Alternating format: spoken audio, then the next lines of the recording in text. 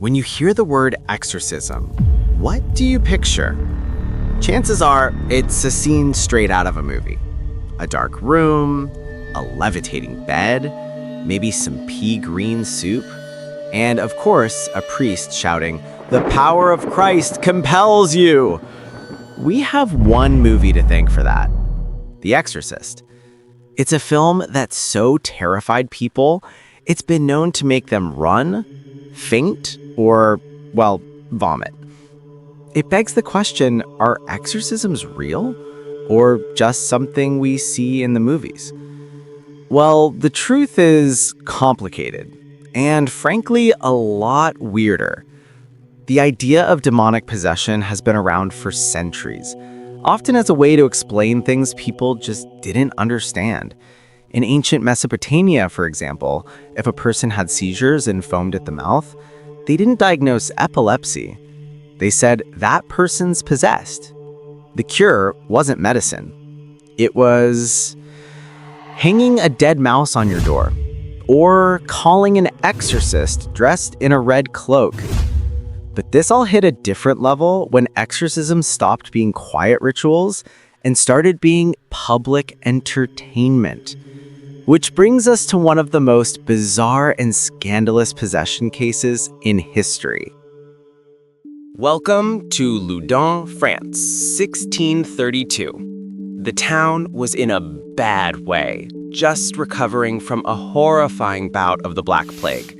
Thousands had died. Everyone was paranoid, sad, and on edge. In this town, there was a convent, home to 16 young teenage nuns. Now, this wasn't the sound of music. These women hadn't joyfully chosen this life. They were there for one of two reasons.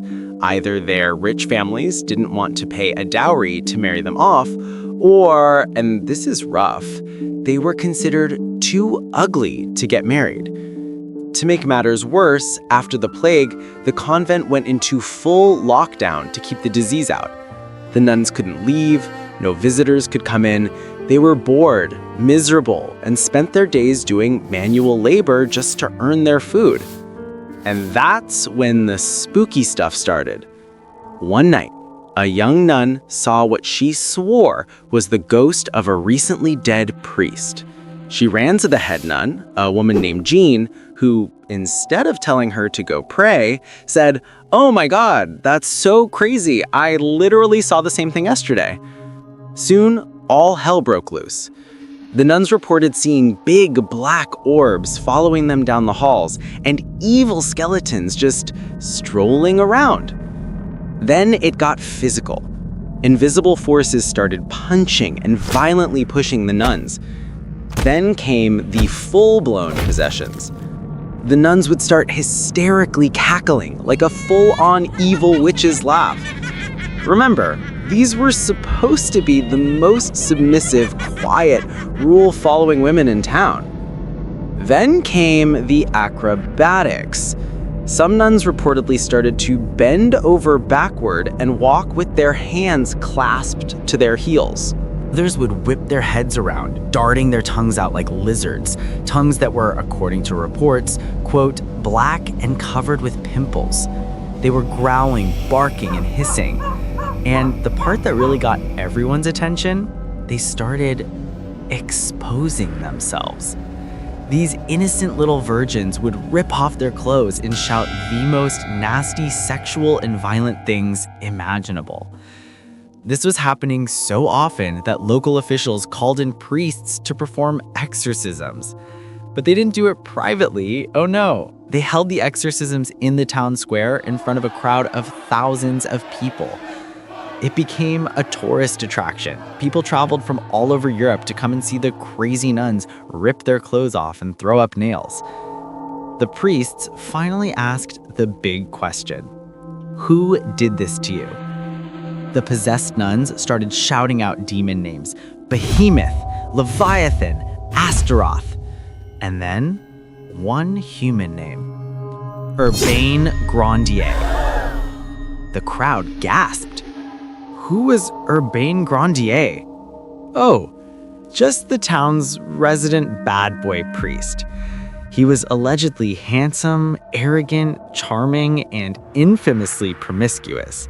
This man, quote, loved to deflower virgins, comfort widows, and even given Latin lessons to an influential man's daughter and gotten her pregnant, all while being a priest.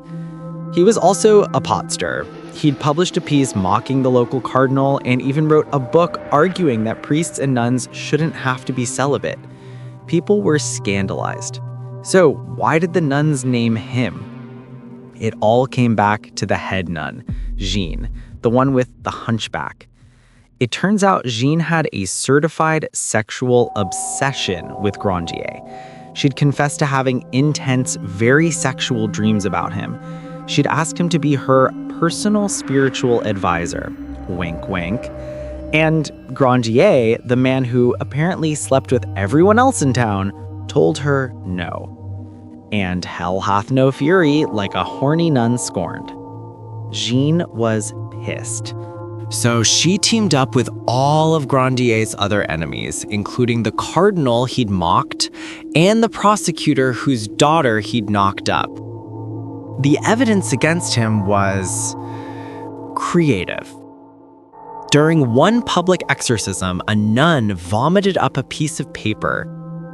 It was a contract written in beautiful, demonic calligraphy stating that Urbain Grandier had traded his soul to the devil for worldly pleasures.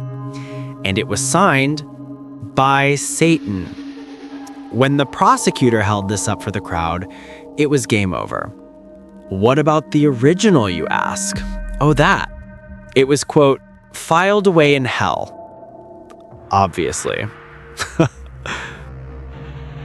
Grandier was put on trial. It lasted for 2 years. He was tortured horribly with a device called the Spanish boot, an iron-spiked boot designed to crush the bones in his legs. He never confessed. He was sentenced to be burned at the stake. Now, back then, it was custom for the hangman to professionally strangle the person to death before setting the fire. It was a small courtesy. But Grandier's enemies refused. They wanted him to suffer. He was burned alive in front of a cheering crowd. A tragic end to a bizarre story. But here's the final twist. Years later, the other nuns admitted they had been tortured to confessing. But even after Grandier was dead and gone, the possessions in the convent allegedly got worse. The demons even started to spread, possessing people around the nuns. So what really happened? Was it mass hysteria brought on by plague, trauma, and boredom? Was it the most elaborate and deadliest revenge plot in history? Or did they just burn the wrong guy? Now let's jump forward a few hundred years to the story that really defined exorcism for the modern world. It starts in 1949 in Washington, D.C. A 13-year-old boy, given the name Ronald Hunkler, was exhibiting terrifying behavior. By day, he was a normal kid, but at night, he would erupt in horrifying screaming fits. Scratches and red lines would suddenly appear all over his body, and he'd slip into a trance, speaking in a deep, dark voice. His desperate parents tried everyone: doctors, pastors, spiritualists. Nothing worked. Finally, they went to a priest in St. Louis who handled extreme cases. The priest took one look and said, "This kid needs an exorcism." For months, priests performed the ritual.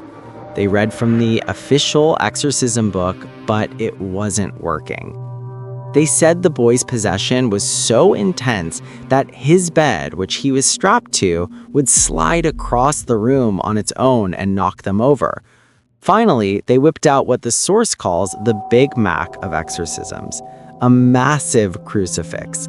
They laid it on the boy's body and shouted at the demons that they would not stop fighting for his soul. After 7 minutes, Ronald woke up, turned to the priest, and said, "He's gone." This case got some local press, but it wasn't a huge national story. Not until a writer named William Peter Blatty heard about it. Blatty was, of all things, a successful comedy screenwriter in Hollywood, but he'd been secretly obsessed with Ronald's case since college. In the late 60s, culture was having a "is God dead" moment, and satanic-themed movies like Rosemary's Baby were huge hits. Blatty saw his chance. He decided to finally write his passion project. He took the true story of the 13-year-old boy and made a few entertaining tweaks. He changed the boy to a 12-year-old girl named Regan, and he spiced things up a little. Let's just leave it at that. The book, The Exorcist, was published in 1971 and was a monster bestseller. The movie followed, premiering on December 26, 1973. A little holiday horror for the family. And people broke. We're desensitized today, but you have to understand, no one had ever seen anything like this. The reaction was mass panic. People were barfing in theaters, fainting, screaming, and running for the exits. One theater owner in the 70s said, quote, "I've been in the business 47 years and I've never seen anything like it." He reported that per showing, there was an average of 4 blackouts, 6 cases of vomiting, and numerous people fleeing the theater. This created what became known as the Exorcist effect. Before that movie, there were only 2 documented exorcisms in modern US history. After the movie, suddenly everyone was possessed. Your mom, your cousin, your dog, everyone. It got so bad, a report in the Journal of Nervous and Mental Disease described how the movie had caused traumatic neurosis and even psychosis. People were being hospitalized after seeing it. They even created a new mental illness diagnosis specifically because of the film, cinematic neurosis. So that brings us to today.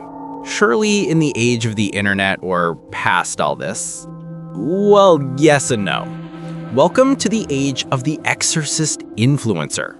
In 2018, a journalist traveled to Argentina to meet a man named Padre Manuel Acuna. He's a modern-day exorcist with a very keen eye for social media. Padre went viral in 2015 when he posted a video called The Exorcism of Laura. The woman's name was actually Paula. Paula had a history of mental illness, but Padre determined she was possessed. So, he performed the exorcism, and, of course, he filmed it. The video shows her writhing, sweating, and screaming at the priests. They hold her down, Padre holds a crucifix over her, and then a church member puts something in her open mouth. Paula's head falls back, and she relaxes. Exorcism complete. Exorcisms have never really gone away. They've just evolved with us. Back then, demons lived in the shadows. Today, they live on YouTube. And maybe that's the scariest part, our need to keep turning fear into entertainment. If you enjoyed digging into this side of history, make sure to hit that subscribe button. We do this all the time, and you don't want to miss what we dig up next. Remember, history is only boring if you skip the horny parts.